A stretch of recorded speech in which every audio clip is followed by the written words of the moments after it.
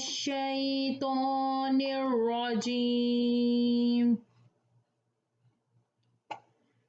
بسم الله الرحمن الرحيم.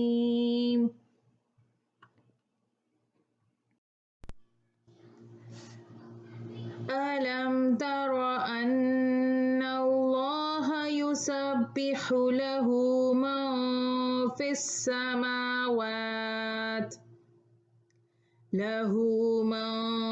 السماوات والأرض والطير صافات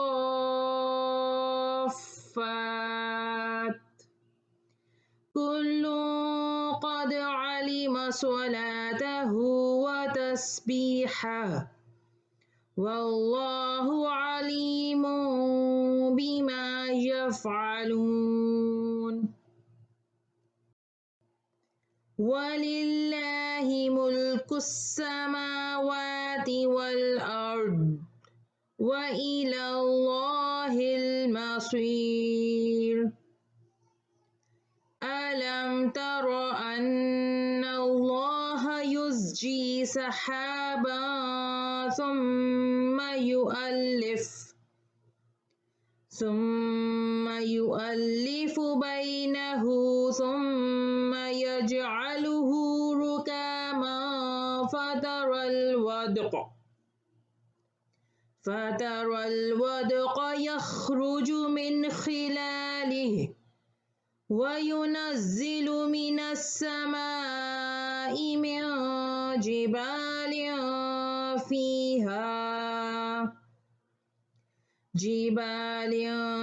فيها من برد فيصيب به من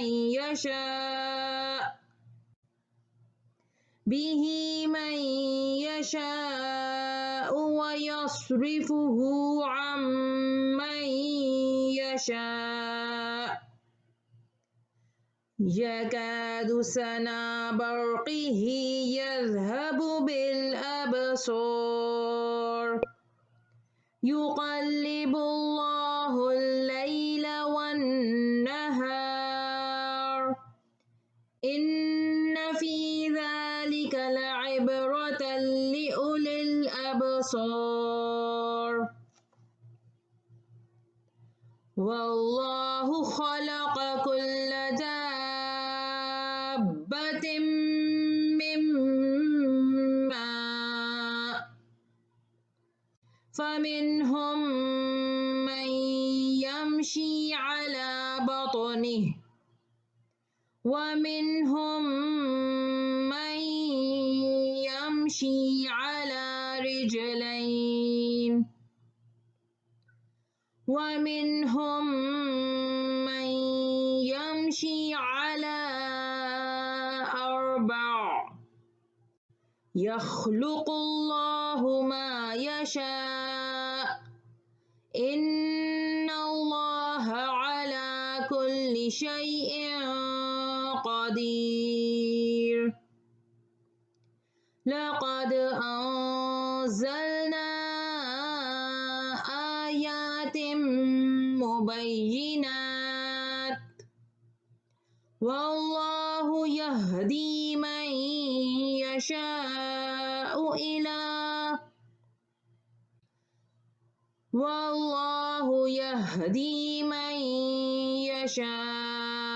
إلى صراط مستقيم.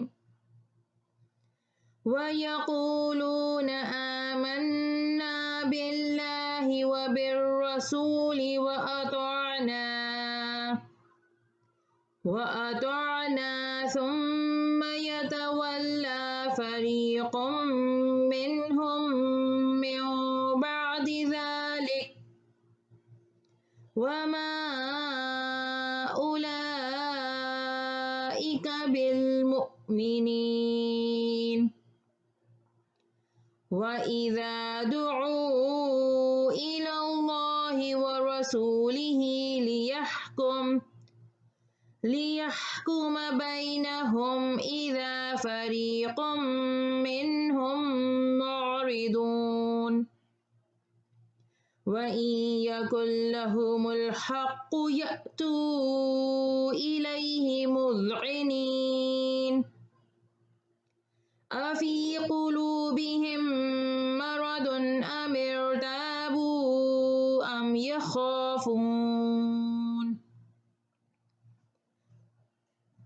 يَخَافُونَ أَن يَحِيفَ اللَّهُ عَلَيْهِمْ وَرَسُولُهُ بَلْ أُولَئِكَ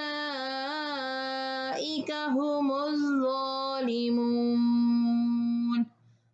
صدق الله العظيم. اعوذ باللہ من الشیطان الرجیم. بسم اللہ الرحمن الرحیم.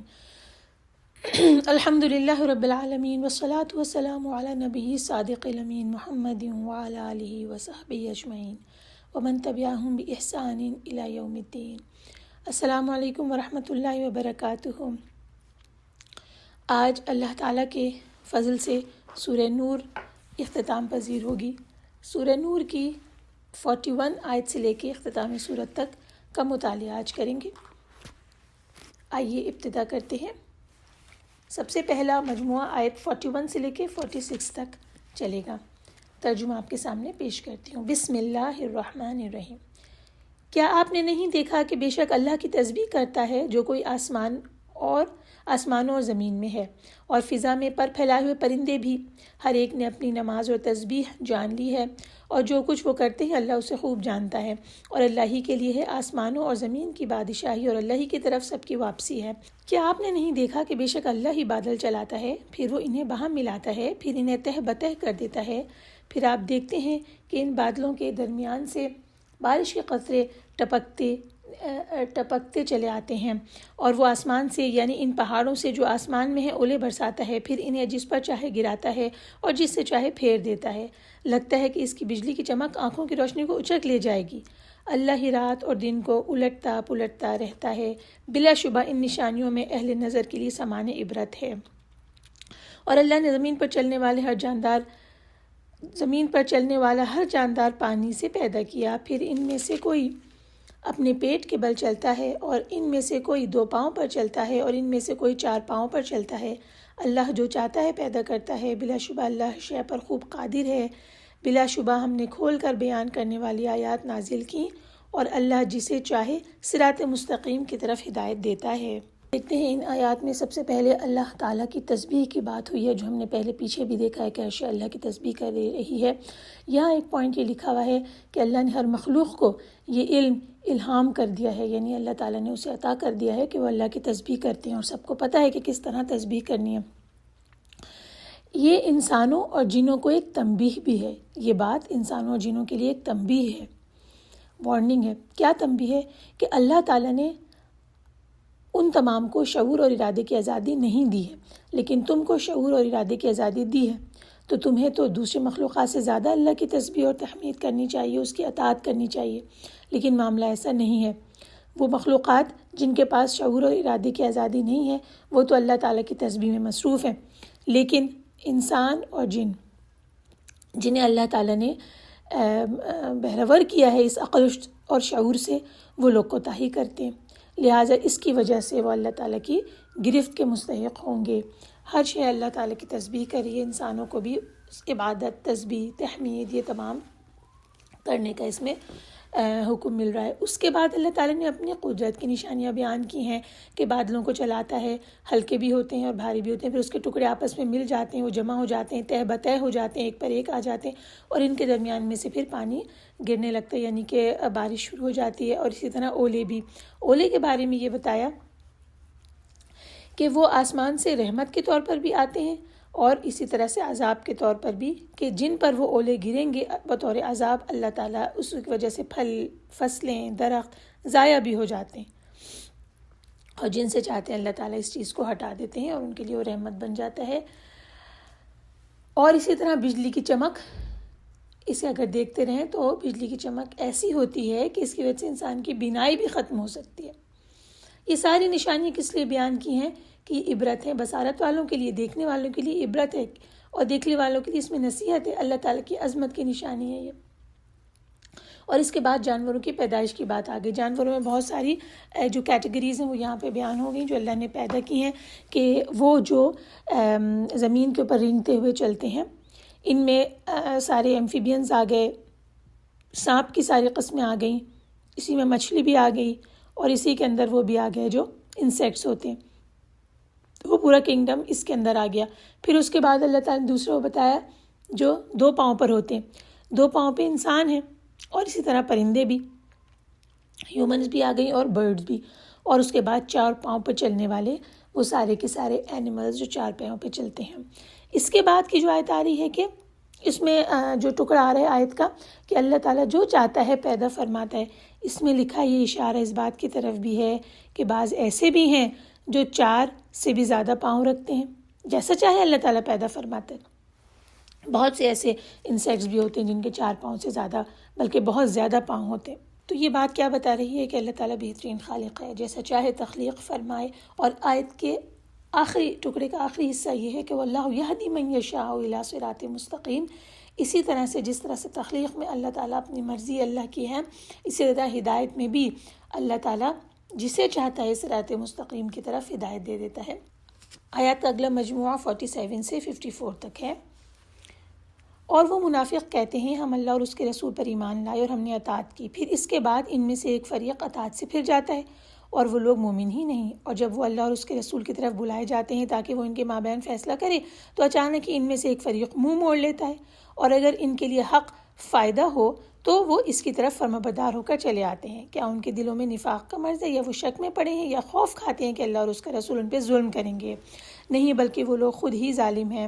بس مومنوں کی تو بات ہی یہ ہے کہ جب وہ اللہ اور اس کے رسول کی طرف بلائے جاتے ہیں تاکہ وہ ان کے مابین فیصلہ کرے تو وہ کہتے ہیں ہم نے سنا اور اطاعت کی, اور وہی لوگ فلاح پانے والے ہیں. اور جو کوئی اللہ اور اس کے رسول کی اطاعت کرے اور اللہ سے ڈرے اور اس کا تقوی اختیار کرے تو وہی لوگ کامیاب ہیں. اور انہوں نے اللہ کی قسمیں کھائیں, اپنی پکی قسمیں, کہ اگر آپ انہیں حکم دیں گے تو وہ جہاد پہ ضرور نکلیں گے. کہہ دیجئے تم قسمیں نہ کھاؤ, تمہاری اطاعت معروف ہے. معروف کا مطلب معلوم ہے. بلا شبہ جو عمل تم کر رہے ہو اللہ اس سے خوب باخبر ہے. کہہ دیجئے اللہ کی اطاعت کرو اور رسول کی اطاعت کرو. پھر اگر تم منہ موڑو گے تو اس رسول کے ذمے صرف وہ ہے جو اس پر بوجھ ڈالا گیا ہے, اور تمہارے ذمے صرف وہ ہے جو تم پہ بوجھ ڈالا گیا ہے. اور اگر تم اس رسول کی اطاعت کرو گے تو ہدایت پاؤ گے, اور رسول کے ذمے صرف کھول کر پہنچا دینا ہے. آیات کی تشریح کی طرف چلتے ہیں. اب یہاں پہ اس گروہ کے بارے میں بات ہو رہی ہے جو کہ اللہ اور رسول صلی اللہ علیہ وسلم کے پاس کسی مقدمے کا فیصلے کے لیے آتے تھے تو دل میں ان کے یہ ہوتا تھا کہ اگر فیصلہ ہمارے حق میں ہوگا تو ٹھیک, اور اگر ان کے دل میں یہ ہوتا تھا, اس بات کا امکان ہوتا تھا کہ فیصلہ ہمارے خلاف ہوگا, تو پھر وہ وہاں آنے سے گریز کرتے تھے, یعنی کہ منہ موڑ لیتے تھے. اب اس کی وجہ بیان کی جا رہی ہے. وجہ یہ ہے کہ ان کے دلوں میں کفر و نفاق کا روگ لگا ہوا ہے. یا تو یہ نفاق ہے ان کے دل میں, یا سرے سے انہیں محمد رسول اللہ صلی اللہ علیہ وسلم کی من جانب اللہ ہونے میں شک ہے, یا انہیں اس بات کا اندیشہ ہے کہ ان پر اللہ اور اس کے رسول کو ظلم کر دیں گے, نعوذ باللہ.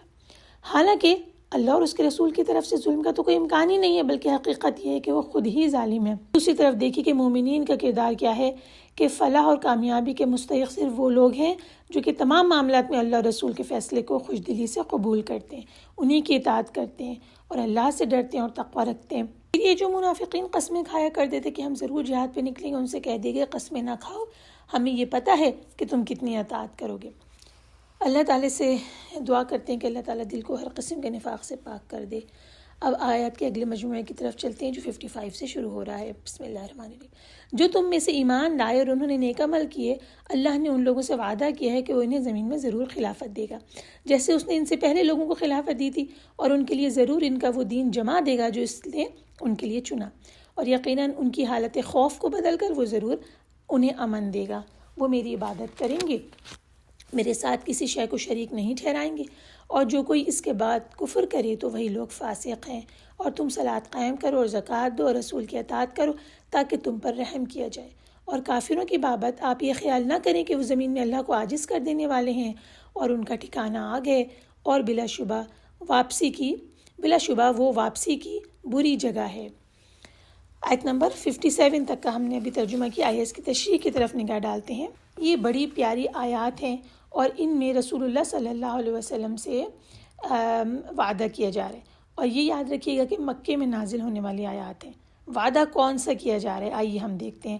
اللہ تعالیٰ نے کیا وعدہ فرما دیا کہ آپ کی امت کو زمین میں خلفاء عطا کرے گا، وہ لوگوں کے امام بنیں گے، حکمران بنیں گے، علاقوں کی فلاح و بہبود ان کی وجہ سے ہوگی، بہت سارے لوگ ان کے تابع ہو جائیں گے، انہیں انڈر میں آ جائیں گے. اور یہ جو اس وقت خوف کے عالم میں یہ ہیں مومنین، یہ خوف ان کا امن سے بدل جائے گا اور انہی کو پاور حاصل ہو جائے گی، اقتدار حاصل ہو جائے گا. ان آیات میں اللہ نے دراصل یہ وعدہ فرمایا ہے اور یہ سارے وعدے رفتہ رفتہ پورے ہوتے چلے گئے. رسول اللہ صلی اللہ علیہ وسلم کی وفات سے پہلے ہی مکہ، خیبر، بحرین، پورا جزیرۃ العرب اور یمن فتح ہو گیا تھا. رسول اللہ صلی اللہ علیہ وسلم کی وفات کے بعد حضرت ابوبکر رضی اللہ تعالیٰ عنہ نے پورے جزیرۃ العرب کو اپنے انڈر میں کر لیا تھا. پھر انہوں نے دونوں بڑی جو اس وقت کی پاورز تھیں، بلاد فارس اور ارض شام، ان کی طرف انہوں نے لشکر روانہ کر دیے تھے. بہت سارے ایریاز اس وقت فتح ہو بھی چکے تھے جب حضرت ابوبکر رضی اللہ تعالیٰ عنہ اللہ تعالیٰ کے پاس واپس پہنچ گئے. اور اس کے بعد حضرت عمر رضی اللہ عنہ کو مسلمانوں کا خلیفہ مقرر فرما دیا گیا. عمر فاروق رضی اللہ عنہ نے خلافت کا پورا حق ادا کیا اور یہاں تک کہ قوت، سیرت، کمال، عدل کے اعتبار سے انہوں نے وہ مثال قائم کی جو انبیاء کرام کے بعد ایسی کوئی شخصیت کسی نے نہیں دیکھی تھی. آپ کے عہد مبارک میں شام کے تمام علاقوں، مصر کے تمام علاقوں اور فارس کے بھی اکثر علاقوں پر اسلام کا پرچم لہرانے لگا. جب حضرت عمر رضی اللہ تعالیٰ عنہ کے بعد حضرت عثمان بن عفان رضی اللہ عنہ کی حکومت ہوئی تو اس وقت تک دنیا کے مشرق و مغرب سے خراج امیر المومنین حضرت عثمان کے پاس پہنچنے لگا تھا. خراج کا مطلب ہے وہ ٹیکس جو کہ مسلمانوں کے اندر جو ریاستیں ہوتی تھیں وہ دیا کرتی تھیں. اب ہم رسول پاک صلی اللہ علیہ وسلم کی حدیث کے الفاظ دیکھتے ہیں کہ انہوں نے کیا بیان فرما دیا تھا.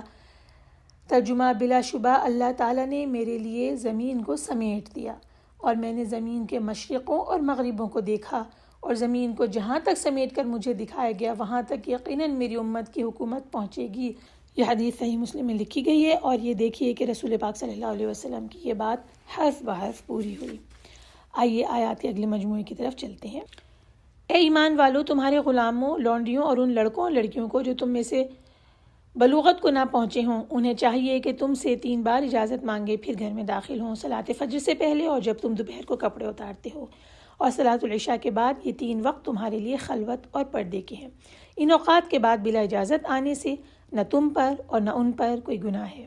تم ایک دوسرے کے پاس بکثرت آیا جایا ہی کرتے ہو. اللہ اسی طرح تمہارے لیے اپنی آیات بیان کرتا ہے اور اللہ خوب جاننے والا، خوب حکمت والا ہے.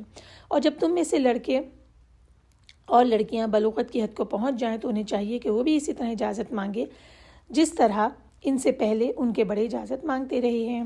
اللہ اسی طرح تمہارے لیے اپنی آیات بیان کرتا ہے اور اللہ خوب جاننے والا، خوب حکمت والا ہے.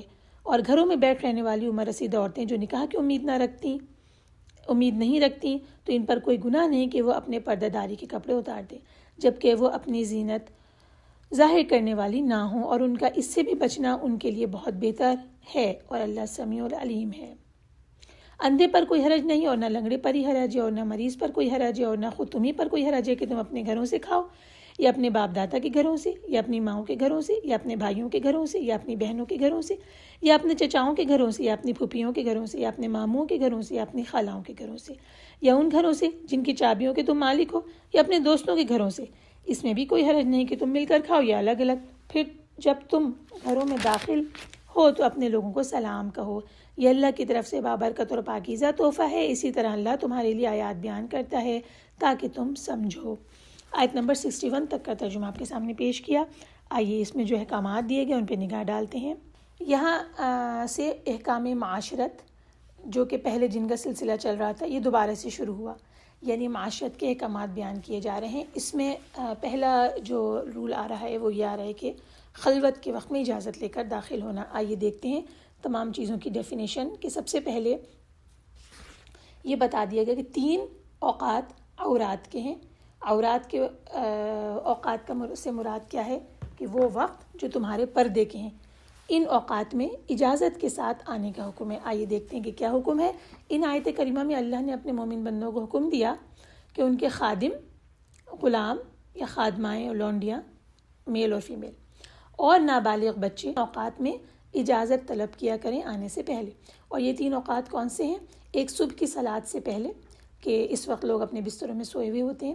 دوسرا کون سا وقت ہے؟ دوپہر کو جب تم کپڑے اتارتے ہو. اس کی میننگ یہ لکھی ہوئی ہے کہ قیلولہ کے وقت، کیونکہ اس وقت انسان اپنے بیوی کے ساتھ بھی مشغول ہو سکتا ہے. پھر اس کے بعد تیسرا وقت بتایا گیا عشاء کے بعد، کیونکہ یہ سونے کا وقت ہے. ان 3 اوقات میں جو بھی گھر کے خادمین ہیں وہ، اور جو بچے ہیں جو ابھی نابالغ ہیں، چھوٹے ہیں، ان کو حکم ہے کہ ان اوقات میں اجازت لے کر آئیں.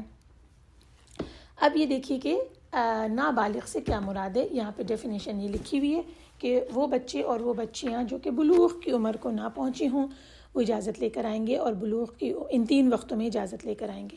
بلوغ کی عمر کیا ہے؟ لڑکے اس وقت بالغ ہوتے ہیں جب ان میں احتلام ہو جائے، یعنی ویٹ ڈریمز شروع ہو جائیں، اور لڑکیوں کی بلوغت وہ ہے جب انہیں مینسز آنے شروع ہو جائیں.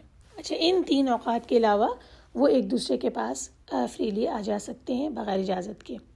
اور پھر جب وہ نابالغ بچے بڑے ہو جائیں تو بڑے ہونے کے بعد وہ اجازت لے کر ہی داخل ہوں. اس کے بعد اگلا حکم جو آیا ہے وہ ان عورتوں کے بارے میں آیا ہے جن کو کہ مینسز بند ہو گئے، حیض آنا بند ہو گیا، اور اب وہ ولادت کے قابل نہیں رہی ہیں. اور اس کے علاوہ عورت کے اندر جب فطری طور پر جنسی کشش جو ہے وہ ختم ہو جاتی ہے اور وہ کسی مرد سے نکاح کی خواہش مند نہیں رہتی ہے، اب اس کے لیے کیا ہلکا کر دیا گیا؟ پردے کا حکم ہلکا کر دیا گیا. ایسی بوڑھی عورتیں پردے میں تخفیف کر سکتی ہیں، یعنی اپنے اوپر کی جو چادر انہوں نے لی ہوئی ہے اسے اتار کے رکھ سکتی ہیں. اگر وہ ایسا کریں گی تو ان پہ کوئی بھی گناہ نہیں ہوگا، لیکن اگر وہ اس چادر کو استعمال کرتی رہیں گی تو اللہ تعالیٰ نے بتا دیا کہ وہ زیادہ بہتر ہے. آیت نمبر 61 پہ آتے ہیں. اس کو سمجھنے کے لیے یہ بتا دیتے ہیں کہ جب اللہ تعالیٰ کا یہ حکم آیا کہ لا تأکلوا اموالکم بینکم بالباطل، جو ہم نے سورہ بقرہ میں پڑھا تھا کہ ایک دوسرے کے مال ناجائز طریقوں سے نہ کھاؤ، آیت کے نازل ہونے کے بعد صحابہ کرام نے بہت سخت احتیاط برتنی شروع کر دی اور اپنے گھروں کے علاوہ دوسرے کے گھروں سے کھانا نہیں کھاتے تھے کہ کہیں یہ ناجائز نہ ہو جائے. اب اس آیت میں اللہ تعالیٰ نے بتا دی کوئی حرج نہیں ہے. پہلی بات کیا ہوئی کہ اندھا یا لنگڑا یا مریض، یعنی یہ جو معذور شخص ہے یہ کھانا کسی کے گھر میں کھاتا ہے تو اس میں کوئی حرج نہیں ہے، یعنی ظاہر ہے ان کی اجازت سے ہی کھائے گا، لیکن اجازت کے ساتھ کھانے میں کوئی حرج نہیں ہے. پھر اس کے بعد تمام رشتہ داروں کے یہاں کیٹیگریز آ گئیں کہ ان رشتہ داروں کے گھر سے انسان اگر کھانا کھا لے تو اس میں بھی کوئی حرج نہیں ہے، کوئی گناہ نہیں ہے. کیونکہ اس وقت وہ یہ سمجھنے لگے تھے کہ اگر صاحب خانہ نے خود اجازت نہ دی ہو اور اس کی اجازت کے بغیر ہم نے کھا لیا تو وہ ناجائز ہو جائے گا. یہاں اللہ تعالیٰ نے الگ الگ تمام رشتہ داروں کی لسٹ دے دی اور اس میں دوست بھی شامل کر دیے کہ ان کے گھروں سے تم کھا لو تو کوئی حرج نہیں ہے. اور تفاسیر میں یہ لکھا ہوا ہے کہ اس پوری لسٹ میں اولاد کا نام نہیں ہے، لیکن اس وجہ سے نہیں ہے کہ اولاد کا گھر انسان کا اپنا ہی گھر ہوتا ہے، اس سے بھی کھانے میں کوئی حرج نہیں ہے. پھر قدیم زمانے میں اہل عرب کی یہ تہذیب تھی کہ وہ الگ الگ بیٹھ کر کھاتے تھے، ایک جگہ مل کر کھانا برا سمجھتے تھے. کچھ لوگ ایسے تھے جو کہ ایک جگہ کھانا اچھا سمجھتے تھے اور اگر الگ الگ کھا لیا جائے تو اسے برا سمجھتے تھے. یہاں یہ بھی بتا دیا گیا کہ اس میں بھی کوئی حرج نہیں کہ الگ الگ کھاؤ یا مل کر کھاؤ. اور گھروں میں داخلے کا ادب یہ سکھایا گیا کہ گھروں میں داخل ہو تو سلام کہا کرو. دیکھیے کہ کتنے پیارے آداب سکھائے جا رہے ہیں. جو مسلمان ان آداب کو اپنے گھروں میں اختیار کریں گے تو ان کے گھر جنت کے نمونے بنیں گے. اس کے بعد ہم آگے 62 سے لے کے اختتام سورت 64 آیت تک کا ترجمہ بیان کرتے ہیں. بسم اللہ الرحمن الرحیم. بس مومن تو صرف وہ ہیں جو اللہ اور اس کے رسول پہ ایمان لائے اور جب وہ رسول کے ساتھ کسی اجتماعی کام پر ہوتے ہیں تو آپ سے اجازت لیے بغیر وہاں سے چلے نہیں جاتے. اے نبی، بلا شبہ جو لوگ آپ سے اجازت مانگتے ہیں وہی لوگ ہیں جو اللہ اور اس کے رسول پہ ایمان لاتے ہیں. چنانچہ جب وہ اپنے کسی کام کے لیے آپ سے اجازت مانگے تو آپ ان میں سے جسے چاہیں اجازت دیں اور ان کے لیے اللہ سے مغفرت مانگیں. بے شک اللہ بہت بخشنے والا اور نہایت مہربان ہے. تم رسول کے بلانے کو باہم ایک دوسرے کو بلانے کی مانند نہ ٹھہراؤ. یقیناً اللہ ان لوگوں کو جانتا ہے جو تم میں سے آنکھ بچا کر کھسک جاتے ہیں. لہٰذا چاہیے کہ جو لوگ اس یعنی اللہ کے رسول کے حکم کی خلاف ورزی کرتے ہیں اس بات سے ڈریں کہ انہیں کوئی آزمائش آ پڑے یا انہیں دردناک عذاب آ لے. خبردار، بلا شبہ اللہ ہی کے لیے ہے جو کچھ آسمانوں اور زمین میں ہے. یقیناً وہ اس روش کو جانتا ہے جس پر تم ہو، اور جس دن وہ اس کی طرف لوٹائے جائیں گے تو وہ جتائے گا جو انہوں نے عمل کیے، اور اللہ ہر شے کو خوب جانتا ہے. اللہم حاسبنا حسابا یسیرا. آئیے دیکھیں آیات میں کیا بتایا گیا پہلی بات یہ آئی کہ جمعہ اور عیدین کے جو اجتماعات ہوا کرتے تھے یا کسی مسئلے کے اوپر مشورے کے لیے بلایا جاتا تھا مومنین کو، مسلمین کو، اس وقت کیا ہوتا تھا کہ ایمان والے لوگ تو حاضر ہو جاتے تھے، اور اگر وہ کسی وجہ سے حاضر نہیں ہو سکتے تھے تو وہ رسول اللہ صلی اللہ علیہ وسلم سے اجازت طلب کر لیتے تھے، نہ آنے کی رخصت طلب کر لیتے تھے۔ لیکن منافقین وہ ایسے اجتماعی کام جو ہو رہے ہوتے تھے، اجتماعی امور جو ہوتے تھے، اور اس میں رسول اللہ صلی اللہ علیہ وسلم سے اجازت بھی نہیں مانگتے تھے اور شرکت بھی نہیں کرتے تھے، اور اگر شرکت کر لیتے تھے تو ایسا بھی ہوتا تھا کہ جب سب کی نظر بچا کر چپکے سے وہاں سے کھسک جاتے تھے۔ ایسے لوگوں سے یہ بتایا جا رہا ہے کہ تم رسول کے بلانے کو ایک دوسرے کے بلانے کی جیسا نہ سمجھو، کیونکہ جو لوگ رسول کی خلاف ورزی کرتے ہیں ان کو اس بات سے ڈرنا چاہیے کہ ان پہ کوئی آزمائش دردناک عذاب آ جائے۔ سخت آیت ہے یہ۔ اور اس کے بعد رسول کا جو بلانا ہے، دعا رسول، اس میں بلانا بھی ہو گیا، اور دوسرا قول یہ ہے کہ اس میں یہ ہو گیا کہ رسول صلی اللہ علیہ وسلم کی دعا، یعنی آپ صلی اللہ علیہ وسلم کی دعا کو بھی دوسرے لوگوں کی، عام لوگوں کی دعا کی طرح نہ سمجھو، کیونکہ رسول اللہ صلی اللہ علیہ وسلم کی دعا بارگاہ الہی میں فوراً قبول ہو جاتی ہے، لہٰذا اس سے ڈرو کہ کہیں ایسا نہ ہو کہ وہ تمہارے بارے میں بد دعا کر دیں اور تم ہلاک ہو جاؤ۔ تفسیر میں یہاں لکھا ہے کہ اس زمانے کے بھی اور آج کے زمانے کے بھی سب لوگوں کے لیے نصیحت ہے اور ہدایت ہے کہ جو رسول اللہ صلی اللہ علیہ وسلم کے حکم کی مخالفت کرتے ہیں انہیں ڈرنا چاہیے۔ اور رسول اللہ صلی اللہ علیہ وسلم کے حکم سے مراد کیا ہے؟ آپ کا راستہ، آپ کا منہج، آپ کا طریقہ، آپ صلی اللہ علیہ وسلم کی سنت و شریعت، اقوال اور اعمال کو پرکھنے کے لیے آپ صلی اللہ علیہ وسلم کے جو ارشاد ہیں وہی سب سے بڑی کسوٹی ہیں، یعنی کرائیٹیریا ہیں۔ جو اعمال سنت کے مطابق ہوں گے وہ تو قبول ہوں گے، اور جو اس کے خلاف ہوں گے وہ ریجیکٹ ہو جائیں گے، مردود ہو جائیں گے۔ صحیحین کی حدیث ہے کہ رسول پاک صلی اللہ علیہ وسلم فرماتے ہیں من عمل عملا لیس علیہ امرنا فہو رد، جس نے کوئی ایسا عمل کیا جس کے بارے میں ہمارا حکم نہیں ہے تو وہ رد یعنی مردود ہے۔ حدیث کے الفاظ یہاں ختم ہوئے، اور اس کے ساتھ ہی ہم سورہ نور کے اختتام پہ اللہ تعالیٰ کا شکر ادا کرتے ہیں اور اللہ سے دعا کرتے ہیں کہ اللہ تعالیٰ نے اس میں جو باتیں فرض کی ہیں ہم سب کو اس پہ عمل کی توفیق عطا فرمائے، آمین ثم آمین۔ اگلی سورہ جو کہ 25ویں قرآن کی سورہ ہے، سورہ فرقان ہے، یہ بھی مکی صورت ہے۔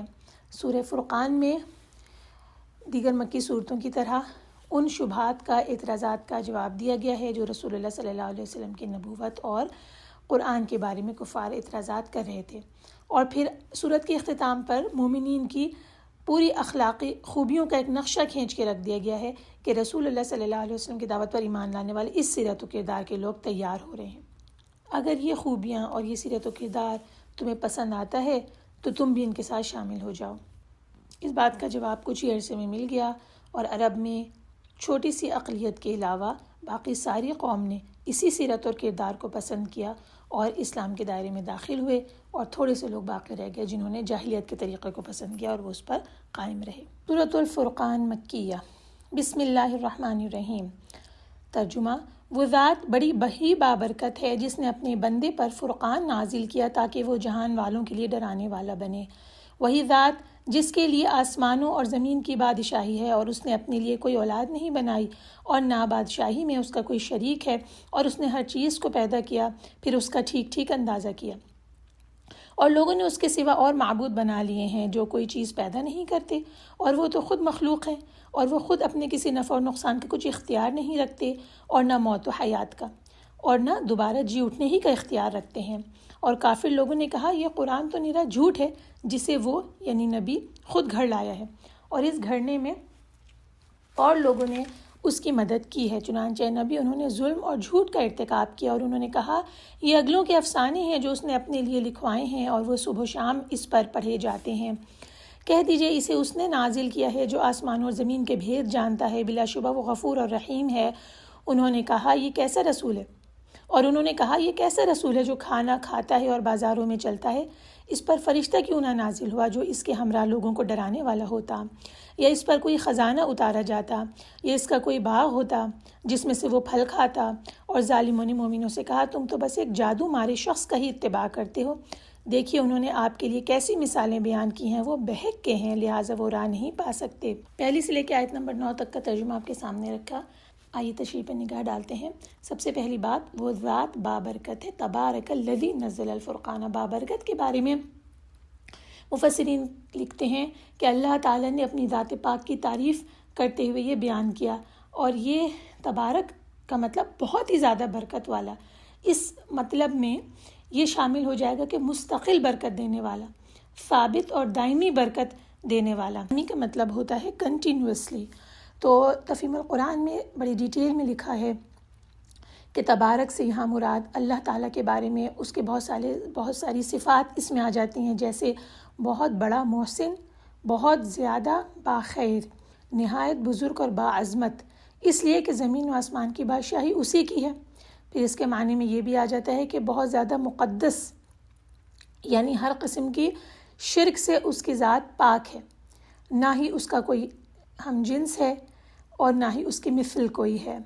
پھر کہہ رہے ہیں کہ نہایت بلند و برتر، کسی بھی دوسرے کا یہ رتبہ نہیں کہ وہ اس کے اختیارات میں تھوڑا سا بھی شریک ہو سکے۔ پھر اس کے معنی میں دے رہے ہیں کمال قدرت کے اعتبار سے سب سے اعلیٰ، قدرت مطلب ہوتا ہے کہ پاورز، اس لیے کہ وہ کائنات کی ہر چیز کو پیدا کرنے والا اور ہر چیز کی تقدیر مقرر کرنے والا ہے۔ پاک کی اس تعریف کے ساتھ بتا دیا گیا کہ اس نے اس فرقان کو نازل کیا ہے۔ فرقان کے معنی کیا ہیں؟ حق اور باطل، توحید و شرک اور عدل و ظلم کے درمیان فرق کرنے والا۔ اور کیونکہ قرآن نے کھول کھول کر ان امور کی وضاحت کر دی ہے، ان تمام میں فرق بیان کر دیا ہے، اسی لیے قرآن کو فرقان سے تعبیر کیا گیا۔ اور کس لیے نازل کیا؟ لِيَكُونَ لِلْعَالَمِينَ نَذِيرًا، تمام عالم کے لیے۔ اب یہاں لکھا ہوا ہے کہ نبی پاک صلی اللہ علیہ وسلم کی نبوت یونیورسل یعنی عالمگیر ہے، تمام انسانوں اور جنوں کے لیے آپ ہادی اور رہنما بنا کر بھیجے گئے تھے۔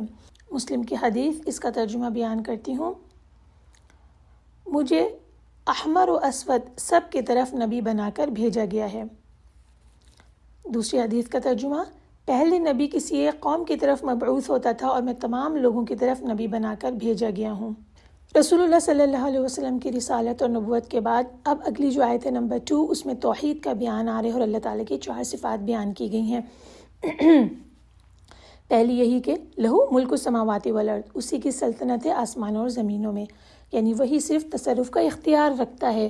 پھر اس کے بعد دوسری یہ آئی کہ وہ کوئی اولاد نہیں رکھتا، تیسری یہ آئی کہ کوئی اس کا شریک نہیں، اور پھر چوتھی یہ آئی کہ اس نے پیدا کر کے ایک مناسب انداز میں ٹھہرا دیا، یعنی ہر چیز کا وہ خالق ہے، اپنی حکمت اور مشیت کے مطابق وہ چیزوں کو پیدا کرتا ہے، اور پھر اس کو ان چیزوں کو، اپنی مخلوقات کو وہ تمام چیزیں بھی مہیا کر دیتا ہے جو ان کے لیے ضروری ہیں، زندگی کے لیے، روزی کے لیے، گروتھ کے لیے، وہ بھی اللہ تعالیٰ ان کے لیے مقرر کر دیتا ہے۔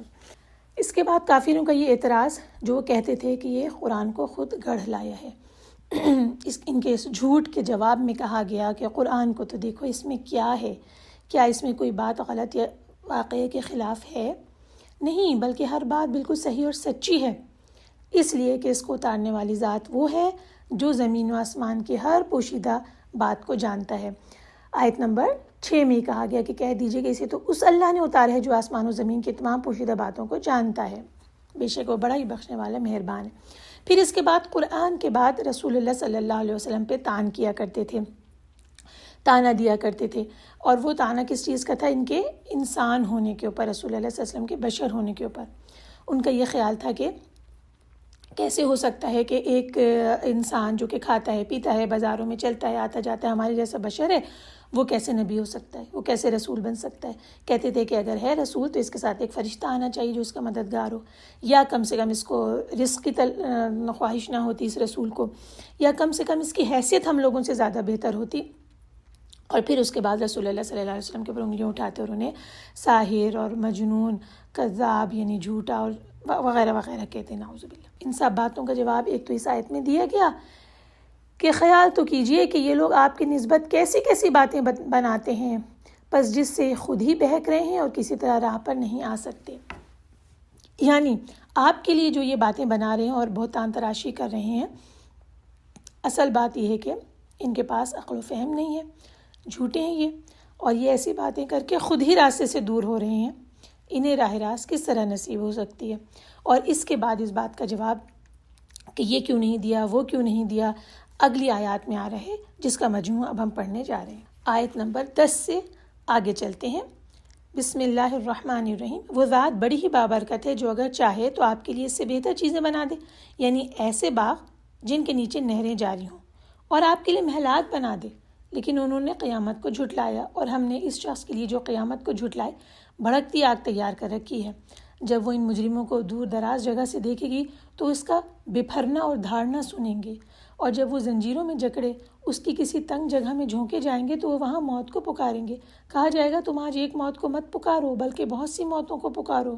کہہ دیجئے کیا یہ عذاب بہتر ہے یا ابدی جنت جس کا متقین کو وعدہ دیا گیا ہے اور وہ ان کے لیے جزا اور واپسی کی جگہ ہے۔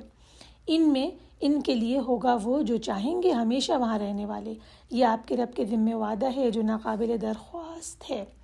اور جس دن اللہ انہیں اور ان کو جنہیں وہ اللہ کے سوا پوجتے ہیں جمع کرے گا، پھر ان سے پوچھے گا کیا تم نے میرے ان بندوں کو گمراہ کیا تھا یا وہ خود ہی راہ سے بھٹک گئے تھے؟ وہ کہیں گے تو پاک ہے، ہمارے لائق نہیں تھا کہ ہم تیرے سوا کارساز بنائیں، لیکن تو نے انہیں سامان زندگی دیا اور ان کے باپ دادا کو بھی، حتیٰ کہ وہ تیرا ذکر بھول گئے اور وہ لوگ ہلاک ہونے والے تھے۔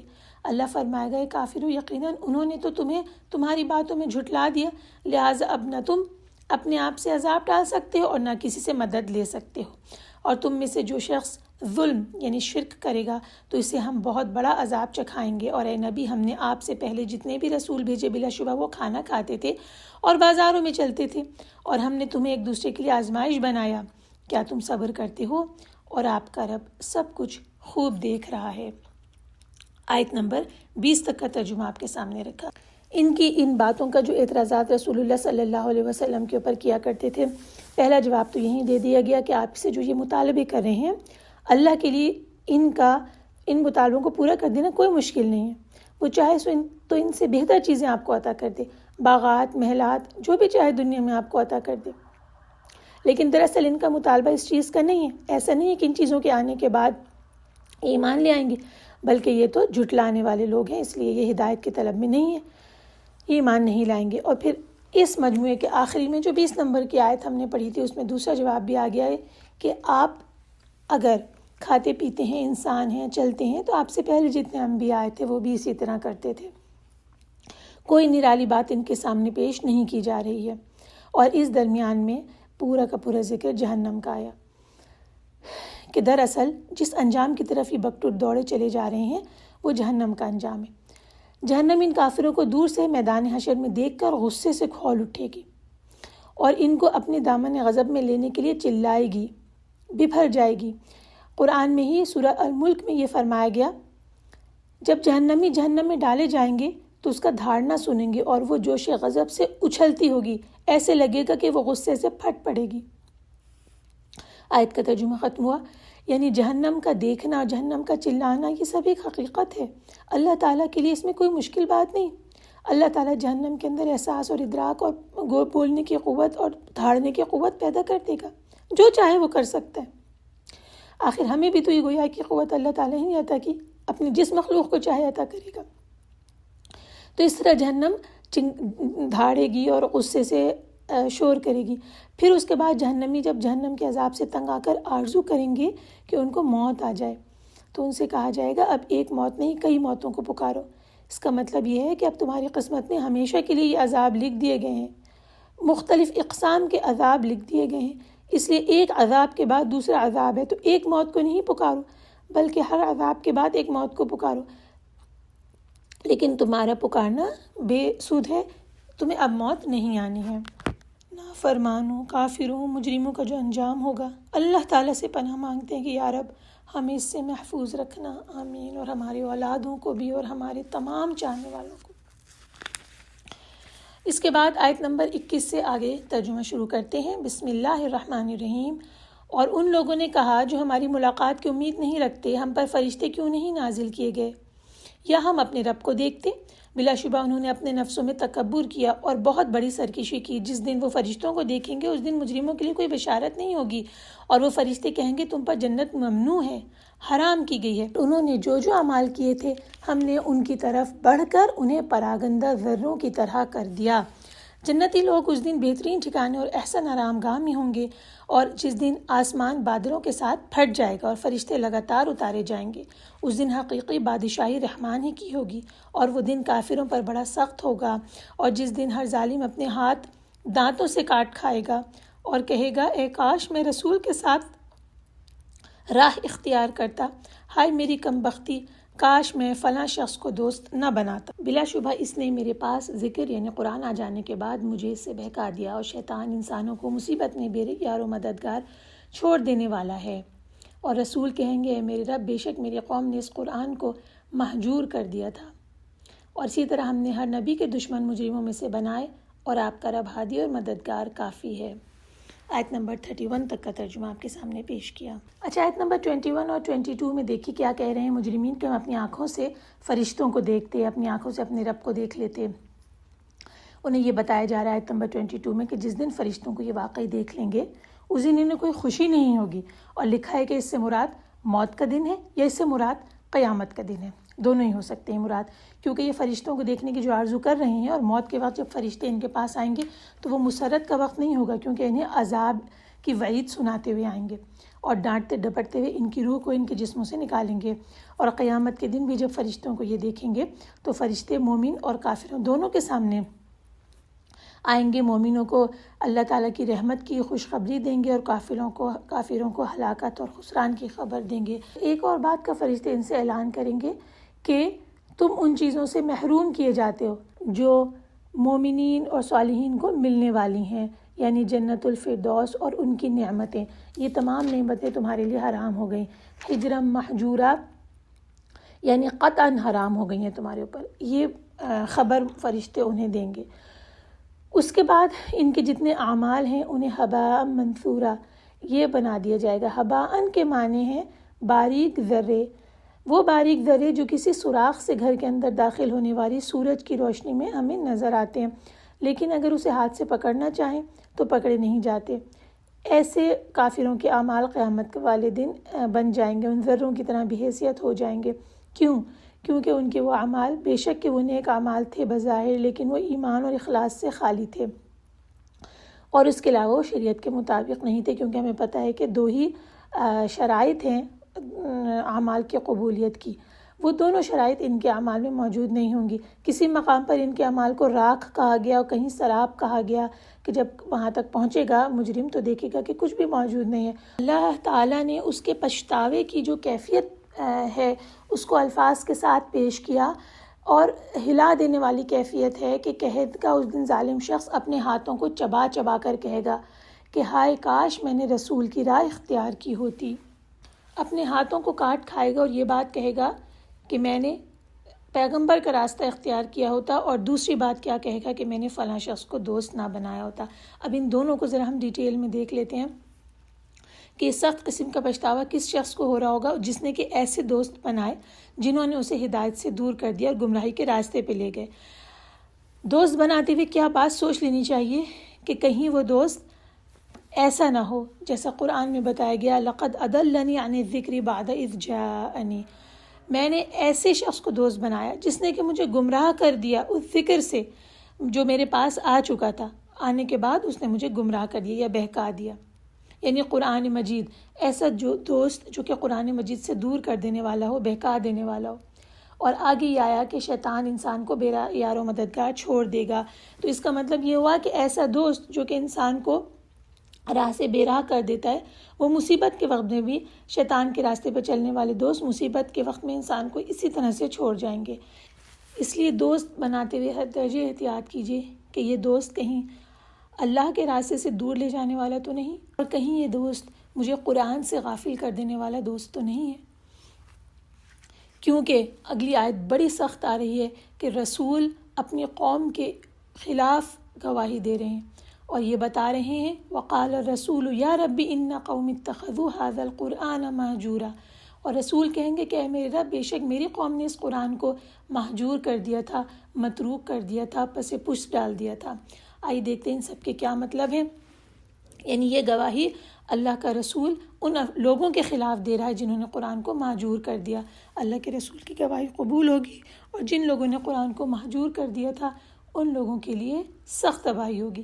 آئیے دیکھتے ہیں کہ اس کے کیا معنی ہے۔ جب قرآن مجید پڑھا جاتا تھا تو مشرکین شور مچایا کرتے تھے کہ اسے نہ سن سکیں۔ یہ قرآن کو مہجور کرنے کی ایک صورت ہے۔ ایک صورت یہ بھی ہے کہ قرآن جب پر ایمان ہی سرے سے نہ لایا جائے، اس کی تصدیق ہی نہ کی جائے، یہ بھی مہجور کرنے کی صورت ہے۔ پھر قرآن مجید پر جو ایمان بھی لے آئے وہ بھی اگر اس کے اوپر غور و فکر اور تدبر نہ کرے تو بھی اسے مہجور کرنے کی ایک صورت ہے۔ پھر جو شخص اس کے مطابق عمل نہیں کرے، اس کے احکام کی اطاعت نہیں کرے اور جس سے اس نے روکا اسے نہ رکے، یہ بھی قرآن کو چھوڑنے کی ایک صورت ہے۔ پھر اگر کوئی شخص قرآن کو اگنور کرتا ہے اور اس کے مقابلے میں شعر، اقوال، موسیقی، لہو و لعب، قصے، کہانیاں ان میں لگ جاتا ہے اور قرآن کے بتائے ہوئے راستے کے علاوہ دوسرے راستوں کو اختیار کر لیتا ہے، یہ بھی اسے چھوڑنے کی ایک صورت ہے۔ ہم اللہ تعالیٰ سے دعا کرتے ہیں کہ وہ ہمیں اپنی ناراضگی کے تمام کاموں سے بچا لے، اپنی رضا کے کاموں میں لگا لے، قرآن پاک کا حق ادا کرنے کی توفیق عطا فرما دے۔ اس کتاب کو پڑھنا، حفظ کرنا، سمجھنا، دن رات اس کی تلاوت، اس پر عمل کی کوشش، اس کو سیکھنے کی کوشش، اسے سکھانے کی کوشش، ان تمام چیزوں میں ہمارے دنوں رات لگنے لگیں۔ اللہ تعالیٰ ہمیں ان لوگوں میں نہ شامل کرے جن کے خلاف ان کا نبی اٹھ کے کھڑا ہو جائے گا اور اللہ سے کہہ دے گا کہ اس قوم نے قرآن کو چھوڑ دیا تھا۔ استغفر اللہ العلی العظیم۔ آیت نمبر 31 سے 34 تک کا ترجمہ آپ کے سامنے پیش کرتی ہوں۔ بسم اللہ الرحمن الرحیم۔ اور اسی طرح ہم نے ہر نبی کے دشمن مجرموں میں سے بنائے، اور آپ کا رب ہادی اور مددگار کافی ہے۔ اور کافروں نے کہا، اس پر یہ قرآن ایک ہی بار اکٹھا کیوں نہیں نازل کیا گیا؟ اسی طرح ہم نے نازل کیا ہے تاکہ ہم اس سے آپ کا دل مضبوط کریں، اور ہم نے اسے ٹھہر ٹھہر کر پڑھ سنایا ہے۔ اور وہ یعنی کافر جب آپ کے پاس کوئی مثال لے کر آئیں تو ہم جواب میں آپ کو حق اور اس کی بہترین توجیہ و تفسیر بتا دیتے ہیں۔ جو لوگ اپنے چہروں کے بل جہنم کی طرف اکٹھے کیے جائیں گے وہی لوگ بدترین مکان والے اور گمراہ ترین راہ والے ہیں۔ آیت نمبر 34 تک اس میں دو باتیں آئیں، آئیے دیکھ لیتے ہیں کہ اللہ تعالیٰ نے قرآن کو رفتہ رفتہ نازل کیا۔ حضرت ابن عباس رضی اللہ عنہ کی روایت بیان ہوتی ہے کہ سارا قرآن ایک دفعہ لیلۃ القدر میں آسمان دنیا تک نازل کر دیا گیا تھا، اور اس کے بعد 20 سالوں میں اس کا نزول مکمل ہوا۔ یہ کفار مکہ کا بڑا دل پسند اعتراض تھا جسے وہ اپنے نزدیک نہایت زوردار اعتراض سمجھتے اور بار بار دہراتے تھے۔ یہاں اللہ تعالیٰ نے اس کا جواب دیا اور دوسری جگہوں پہ بھی اس کا جواب آیا ہے۔ ان کا سوال یہ تھا کہ اگر یہ شخص خود سوچ کر یا کسی سے پوچھ کر اور نقل کر کے یہ مضامین نہیں لا رہا ہے بلکہ یہ واقعی آسمان سے نازل کی ہوئی کتاب ہے، تو پھر پوری کتاب اکٹھی ایک وقت میں کیوں نہیں اتاری گئی ہے؟ یہاں قرآن کو بتدریج اتارنے کی حکمت بیان کر دی گئی ہے۔ قرآن کی مثال بارش کی طرح ہے۔ بارش جب بھی نازل ہوتی ہے مردہ زمین میں زندگی کی لہر دوڑ جاتی ہے، اور یہ فائدہ اسی وقت ہوتا ہے جب بارش وقتاً فوقتاً نازل ہو، نہ کہ ایک ہی دفعہ تمام بارش نازل ہو جائے۔ آئیے جو حکمتیں آئی ہیں اس کو ایک نظر دیکھتے ہیں۔ تفہیم القرآن میں لکھا ہوا ہے کہ اللہ تعالیٰ نے جو حکمتیں بیان کی ہیں 1 بائی 1 لکھی ہیں۔ ایک تو یہ کہ لفظ بلفظ حافظے میں محفوظ ہو گیا۔ اس کی تبلیغ اور اس کی اشاعت ایک ان پڑھ نبی کے ذریعے سے اللہ تعالیٰ نے کروائی، اور ان ان پڑھ نبی نے ایک ان پڑھ قوم میں زبانی تقریر کی شکل میں اس پورے کے پورے کلام کو اتارا۔ تو جب وہ رفتہ رفتہ قوم کو ملتا چلا گیا تو قوم کے پاس بھی وہ رفتہ رفتہ پھر ان کے حافظے میں محفوظ ہوتا چلا گیا، کیونکہ یہ تحریری صورت میں نہیں تھا۔ پھر نہ صرف یہ کہ ذہن میں محفوظ ہوتا چلا گیا بلکہ اس کی تعلیمات بھی اچھی طرح سے ذہن نشین ہوتی چلی گئیں، ٹھہر ٹھہر کر تھوڑی تھوڑی بات سمجھائی گئی اور بتائی گئی، اور اسی طرح ایک ہی بات کو مختلف اوقات میں مختلف طریقوں سے بیان کیا گیا، جو کہ بہت ان کے لیے مفید ثابت ہوا۔ پھر اس میں جو ہے جو یہ سارا کا سارا اس بات کی ڈیٹیل بیان کی جا رہی ہے،